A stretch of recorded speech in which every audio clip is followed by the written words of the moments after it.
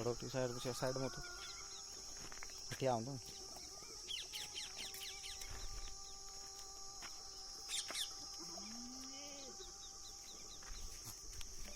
પછી વખત રખું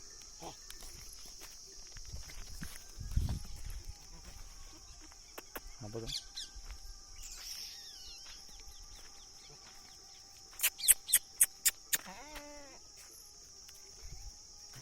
પાછું રૂક જાય